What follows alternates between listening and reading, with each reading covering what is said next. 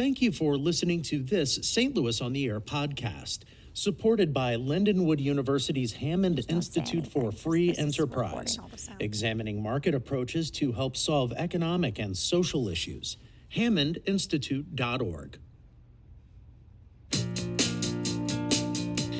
The polarization in our country has obviously only gotten worse.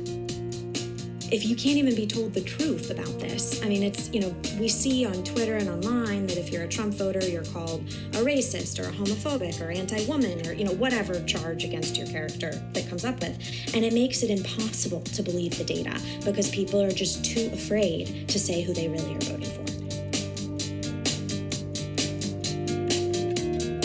So the one theory is that it's Trump voters screwing with people doing polls, and then there's yet another theory. There's so many theories on every piece of what we're talking about today, and this is frankly coming from Trump. He's saying that pollsters want to make it look like he doesn't have a chance because they don't want him to win. I know you've addressed this directly. What are your thoughts on that? I actually had a long think about this, and I think pollsters definitely have their own biased opinions and want different people to win, but you have to decide if they're more willing to screw up their business or they care more about who wins the election. And I would argue that they care more about their business. Political polling organizations were way off on the November 3rd presidential election for the second time in 4 years. And Washington University professor Liberty Vittert provided expert analysis as to what they got wrong and why on St. Louis on the Air.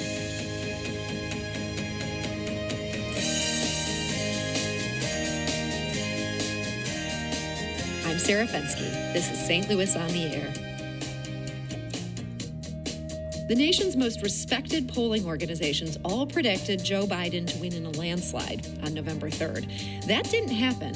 Biden's share of the national popular vote was a full 3 points lower than even the lowest predictions. His margins of victory in key state races were even smaller. Those razor-thin wins in battleground states meant no one was willing to call the election until Saturday.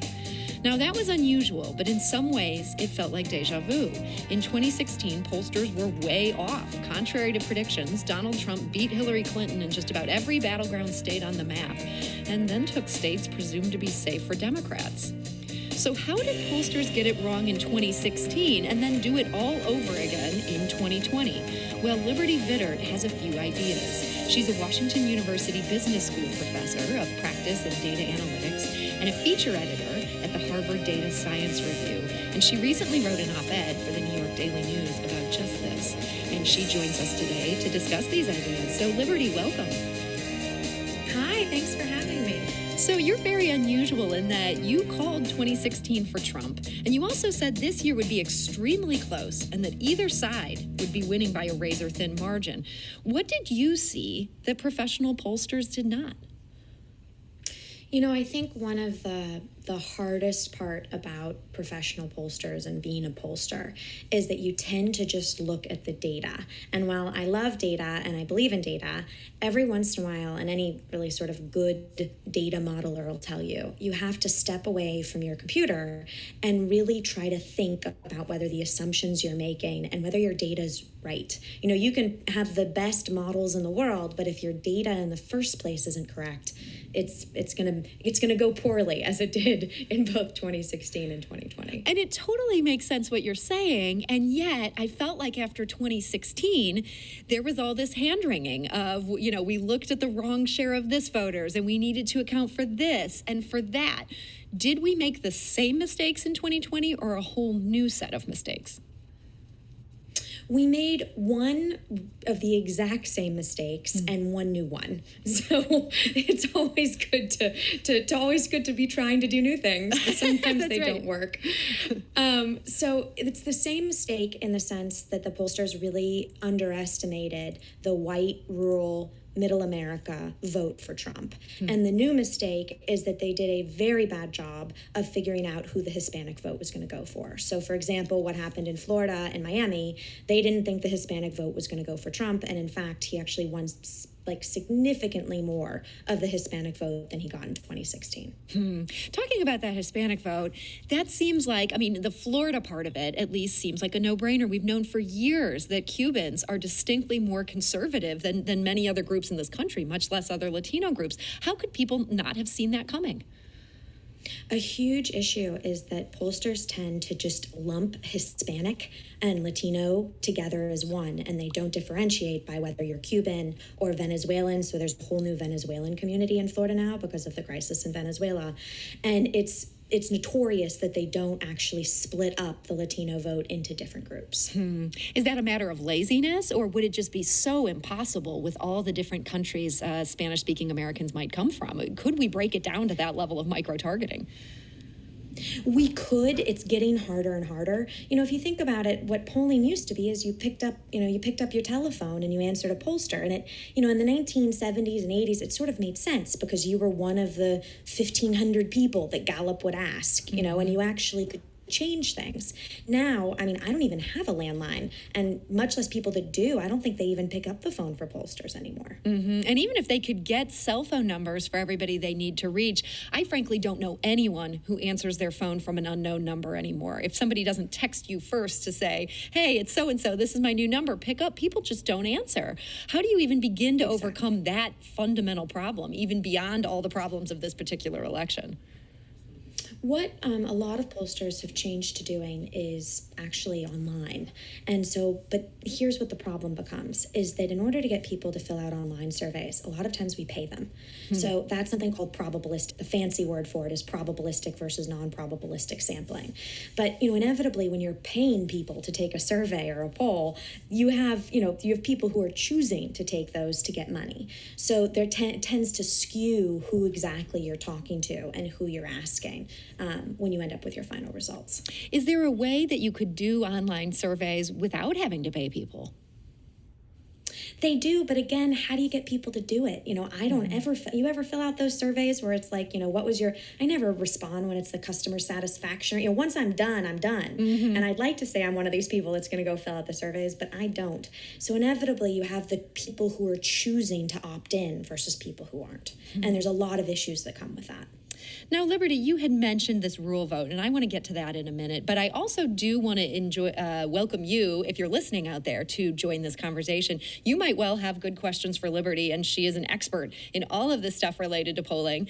You can give us a call at 314-382-8255. That's 382-TALK. You can also send us a tweet at STL on air or email us at talk@stlpublicradio.org. And Liberty, again, is a Washington University Business School professor of practice in data analytics. So this is really stuff she knows a lot about.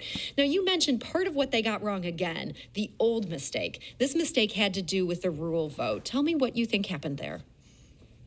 I think it's pretty clear what happened. A lot of pollsters are saying it's what we call non-response bias, which means that Trump voters just don't pick up the phone, that they just don't answer.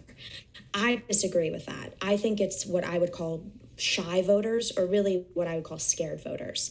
The polarization in our country has obviously only gotten worse since 2016. And people are not, they're picking up the phone, but they're not telling the truth. They're not saying who they're actually voting for.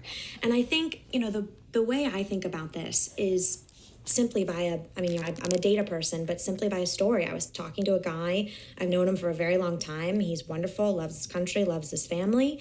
But, he said to me, I'm voting for Trump, but if anyone else asks me, not only am I not going to say I'm voting for Trump, I'm going to actually lie and say I'm voting for Biden.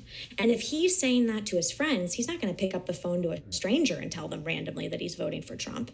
We have people who are so afraid of either the hassle or what they're going to be called, that they're just not even responding, and they're lying if they do. Do you think the narrative that all Trump voters must be incorrigible racists, and talking here even about the ones who voted for Obama in 2008, do you think that's played a role in creating this environment where people feel like they can't even admit this in an anonymous political poll? Absolutely. And it's a real problem for pollsters because if you can't even be told the truth about this, I mean, it's, we see on Twitter and online that if you're a Trump voter, you're called a racist or a homophobic or anti-woman or, whatever charge against your character that comes up with. And it makes it impossible to believe the data because people are just too afraid to say who they really are voting for. I've heard a second theory on this. There's some people who feel like they might be embarrassed, these shy Trump voters. But the second theory is that maybe they're just screwing with the polls in the same way that they maybe don't like journalists and think we're all a part of fake news, that they feel like political polls are just part of this establishment that they want no part of and they enjoy screwing with it. Do you think there's anything to that? No, I think it's the same idea as thinking it's actually the same idea as thinking there's something like a widespread countrywide election fraud. To actually go through with something like that and have it be as widespread to truly affect the polls or truly affect the election in that sense, it just take way too much to have this sort of widespread conspiracy almost to fool pollsters. So no, I think there's obviously individual actors, as there are in anything, that are going to do something like that, but there's no evidence that that's actually what's happening. So the one theory is that it's Trump voters screwing with people doing polls, and then there's yet another theory. There's so many theories on every piece of what we're talking about today, and this is frankly coming from Trump. He's saying that pollsters want to make it look like he doesn't have a chance because they don't want him to win. I know you've addressed this directly. What are your thoughts on that? I actually had a long think about this, and I think pollsters definitely have their own biased opinions and want different people to win, but you have to decide if they're more willing to screw up their business or they care more about who wins the election. And I would argue that they care more about their business. Pollsters trade off their reputations. They also get paid to do a whole lot of other things besides predict presidential elections. There's way other things, market research for companies, and their business is based upon their reputation of being a good pollster or not.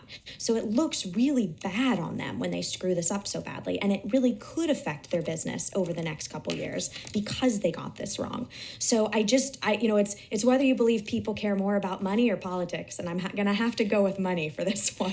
Yeah, I think anybody arguing against profit as a motive is going to have a hard time in America. I do want to go to the phone lines. We've got some listeners with questions for you, and one of them is Aaron calling from St. Louis. Aaron, hi, you're on St. Louis on the Air.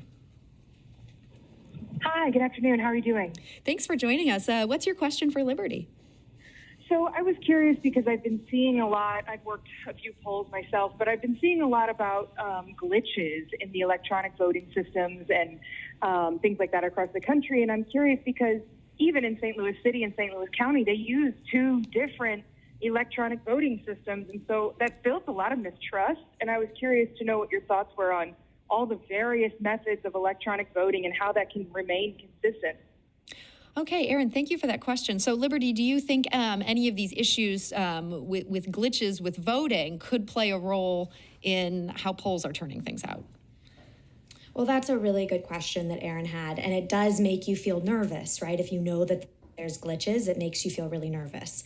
But most of these electronic systems have undergone sort of stringent testing that shows what the error, the glitches could be. It's sort of a known error. It's the devil you know versus the devil you don't. So they have an idea of how much error there actually is in these systems, and they account for that, or the glitches that happen in these systems. So while it may be very nerve-wracking and make you feel mistrustful of it, it's the same idea as that there might be an individual actor who changes a ballot, who's working at a poll station, but to think it's some sort of widespread error is just not the case. But it's a really good question. I understand why it makes you feel mistrustful of the system. We need to take a quick break. We'll be back shortly to continue this conversation. This is St. Louis on the Air on St. Louis Public Radio, 90.7 KWMU.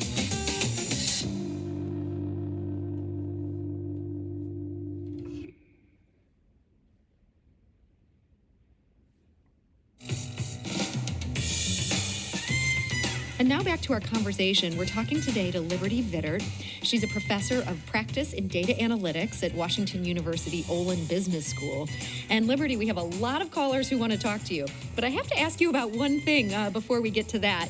Your father, Mark Vittert, is quite well known to many St. Louisans, especially older St. Louisans. He was an older panelist, an original panelist on Donnybrook. He helped start the St. Louis Business Journal. He was previously an owner of the Riverfront Times and St. Louis Magazine. Is his work in media part of what got you interested in politics and in political polling? Well, I think having sat around the dinner table every night as a child and been forced to argue with my brother and my father about politics probably spurred the interest. My mother's rule was that the arguing had to stop by dessert. So Did that work? Not always. No. I mean, if you wanted dessert, it certainly worked. I understand your brother is a journalist as well. He's worked for Fox News. Do you have the sense that the media relies too much on polling overall? I think that the media used to not rely too much on polling, but now that the pollsters are getting it wrong over and over again, I think the media has to take a new look at really how they look at polling. I also think that the media needs to be either the media needs to be better versed or the pollsters need to be better explainers. So, for example, when The Economist put out a poll saying that there was a 97% chance that Biden would win. Mm-hmm. And, people tend to think that means, one, that it's going to be by a landslide. And they also think that means there's basically no chance that Trump could win. Mm-hmm. And that's not actually what it means. It means 97 out of 100 scenarios, Biden will win, and 3 out of 100, Trump will win. So there is still that real chance that he could win. And it also doesn't mean in any capacity by a landslide. It just means he's going to win. And the media over and over misinterpret that. So I don't know whose fault it is, but there's certainly an issue there of what these polls are really saying. I think that's a great point. And man, I think so many journalists are just bad at math. And so many Americans are bad at math. And so that means, we have to proceed with so much more caution than what we sometimes proceed with. I want to go back to the phone lines. Harry is calling from University City. Harry, hello. You're on St. Louis on the Air. Yes, I wanted to ask, why don't they supplement polls more with things like focus groups where maybe across the country they could talk to selected groups of citizens in more detail, to try to flush out more nuances in their thinking? Harry, I think that's a terrific question. And Liberty, it's interesting. The Trafalgar Group, they're one of the few places that's been pretty on the money in the last couple elections. The guy who runs that, he says he just gets on the phone with people and talks to them sometimes for hours at a time. Is that what it's going to take? And could we get at that through focus groups like Harry suggests? Harry, I think you have a fabulous suggestion. Part of the problem is time and money. Focus groups cost a lot more to do it. But I think that that's really where it falls to. There are some ways that they're trying to figure out how to ask questions on the phone or whatever online that are going to try to get at it more than just saying, who are you going to vote for? Because we know people tend to not necessarily tell the truth in that sense. There was a study, actually, I think it was in the Wall Street Journal maybe or somewhere, I can't remember. It was out of USC. And what they did was they asked people, who are you going to vote for? And when they did that, Biden was up by 10 points. But then they changed the question. Instead of asking who are you going to vote for, they said, who do you think your neighbors are going to vote for? And all of a sudden, Biden's lead reduced to almost just by 2 points instead of by 10. And it was that people were much more willing to say who they thought their neighbors were going to vote for, which was really who they were going to vote for, but they didn't have to say it themselves. Boy, that's So they're interesting. trying to figure out different ways to actually get at this answer. Well, that was a great question from Harry. Let's go back to the phone lines. Gail is calling from St. Louis. Gail, hi, you're on St. Louis on the Air. Thank you. I'm enjoying Liberty very much. And actually, my question had to do with the Trafalgar Group also. Oh. And you've even mentioned the question, who do you think your neighbor is going to vote for? So I was going to ask, what more do you know about the Trafalgar Group's methodology and the questions that the lead person there asked for the 2020 election? Shoot.